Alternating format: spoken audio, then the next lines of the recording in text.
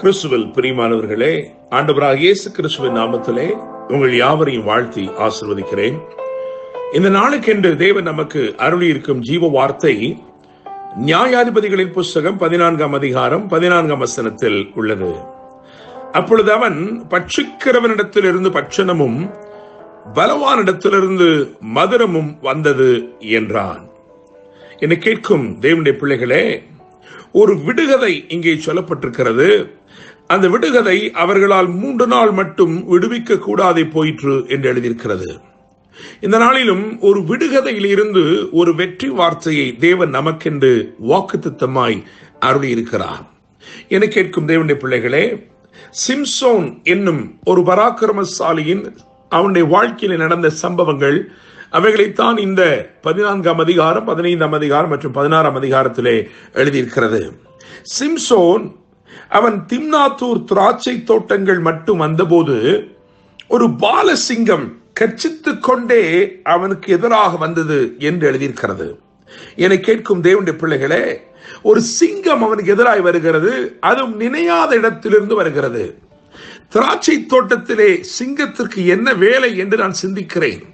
ஆனாலும் பாருங்கள், சற்றும் எதிர்பார்த்திராத விதத்திலே, எதிர்பார்த்திராத இடத்திலிருந்து அவனுடைய பிரச்சனை என்பது கட்சிக்கிற ஒன்றாய் சீறி பாய்ந்து வருகிறது.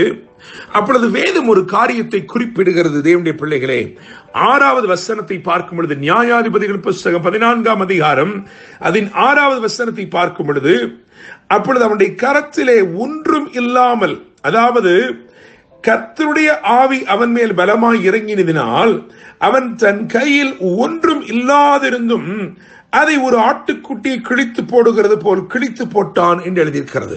என கேட்கிற தேவனுடைய பிள்ளைகளே, இங்கே நான் ஒரு காரியத்தை குறிப்பிட விரும்புகிறேன். அவன் கையில் ஒன்றும் இல்லாதிருந்தும்.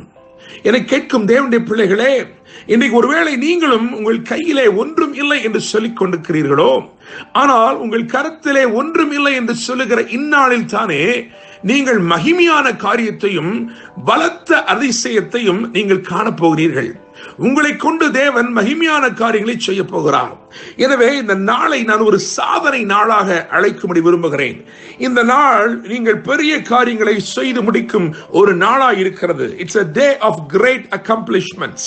என்னை கேட்கும் தேவனுடைய பிள்ளைகளே, இது உங்களுடைய சுய பலத்தினால் அல்ல, தேவ ஆவியினாலே, தேவ ஆவியானவர் உங்கள் வாழ்க்கையில செய்யும் அற்புதங்களினாலே அமைகிற பெரிய சாதனையாய் இருக்கிறது. தேவனுடைய பிள்ளைகளே, அவன் கையில் ஒன்றுமில்லை என்று எழுதியிருக்கிறது. அவன் கையிலே ஒன்றுமில்லாத சூழ்நிலையிலே தேவன் அவனை பலப்படுத்தினது நிமித்தமாய் அவன் ஒரு பெரிய ஜெயத்தை அங்கே அவன் எடுத்துக் கொள்கிறான். தேவனுடைய பிள்ளைகளே, இன்னுமாக நீங்கள் 8வது வசனத்துக்கு வரும் பொழுது அங்கே வேதம் சொல்லுகிறது, சில நாளைக்கு பின்பு அவன் திரும்பி வருகிறானாம். அவன் திரும்பி வருகிற பொழுது அந்த சிங்கத்தின் உடலை பார்க்கிறதற்கு வழி விலகி போனான். இதோ சிங்கத்தின் உடலுக்குள்ளே தேனீ கூட்டமும் தேனும் இருந்தது. என கேட்கும் தேவனுடைய பிள்ளைகளே, அவன் ஜெயம் பெற்று அவன் திரும்பி வருகிறான். அவன் திரும்பி வருகிற பொழுது பாருங்கள், அவன் அங்கே அந்த சிங்கம் அங்கே அதன் உடல் அங்கே கிடக்கிறது. தான் மேற்கொண்ட, தான் ஜெயம் எடுத்த தேவன் அவனுக்கு வெற்றி கொடுத்த, அவன் கையிலே ஒன்றுமே இல்லாமல் இருந்த பொழுது அவன் ஜெயித்தானே, அந்த ஜெயம் அப்படியே அந்த ஜெயத்தின் அந்த ஒரு நினைவு போல அது அங்கே கிடக்கிறது. அந்த சிங்கம் அங்கே கிடக்கிறது, சிங்கத்தின் உடல் அங்கே கிடக்கிறது.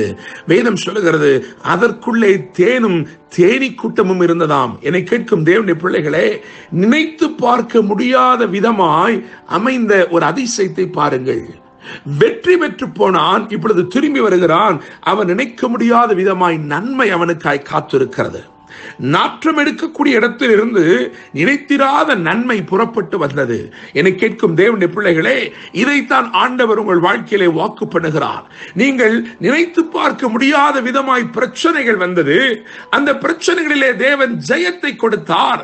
அது முடிந்து போனதை நினைத்தீர்கள். ஆனால் தேவன் சொல்லுகிற, இல்லையப்பா, அந்த பிரச்சனையிலே நீ ஜெயம் எடுத்தாயே, உனக்கு எது தீமை செய்ய வந்ததோ, எது தீமை செய்யும்படிக்கு பலன் கொண்டு எழுந்து உனக்கு விரோதமாய் நின்றதோ, இருக்கிறதோ அதில் இருந்து உனக்கு நான் நன்மையும் நான் கொண்டு வரப்போகிறேன். இதுதான் கர்த்தர் இன்றைக்கு அனுப்புகிற வார்த்தை. என கேட்கும் தேவனுடைய பிள்ளைகளே, இந்த சூழ்நிலை ஏன் வந்தது? நான் திராட்சை தோட்டங்களுக்குள் தானே நடந்து போனேன், ஏன் இப்படியாக என் மேல் வந்தது?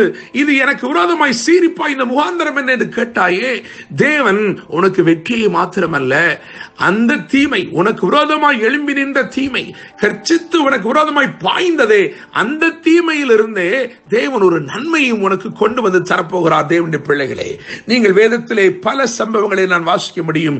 யாத்திராமத்தின் புத்தகம் 2ஆம் அதிகாரம் 6 முதல் 9 வரையுள்ள வசனங்களை வாசித்து பார்க்கும் பொழுது, எங்கே இருந்து கொடுமையான சட்டம் பிறந்ததோ அங்கே இருந்து கனிவான சகாயமும் கிடைத்தது. தேவனுடைய பிள்ளைகளே, 1 சாமுவேல் 19ஆம் அதிகாரம் 19, 20 ஆகிய வசனங்களையும் அதை தொடர்ந்து வசனங்களை வாசிக்கும் பொழுது, தீமை செய்யும்படிக்கு புறப்பட்டு வந்தவர்களே தீர்க்க தரிசனம் உரைக்க ஆரம்பித்தார்கள். இதெல்லாம் தேவனுடைய செயலா இருக்கிறது. தேவனுடைய பிள்ளைகளே, அப்போஸ்தலர் 16ஆம் அதிகாரம் 33ஆம் வசனத்தை பார்க்கும் பொழுது, அங்கே தேவனுடைய வல்லமை வெளிப்பட்டபடியினால் எவன் காயப்படுத்தினானோ அவனே இப்பொழுது அப்போஸ்தலருக்கு காயங்கட்டுகிறவனாய் இருக்கிறான். தேவனுடைய பிள்ளைகளே, உங்கள் சூழ்நிலைகளை மாற்ற தேவன் உண்மையுள்ளவராய் இருக்கிறார். நீங்கள் நினைத்து பார்க்க முடியாத விதமாய் வெற்றியை தருகிற தேவன், நீங்கள் சற்றும் நினைத்து பார்க்க முடியாத விதமாய் உங்களுக்கு நன்மையானதையும் தேவன் பிறப்பிக்கிறார். அந்த நன்மை எங்கிருந்து புறப்பட்டு வருகிறது என்பதை யோசித்து பார்க்கும் பொழுது அது ஆச்சரியமாயிருக்கிறது. இவை எல்லாவற்றிலும் தேவனுடைய கரத்தை நாம் பார்க்க முடிகிறது.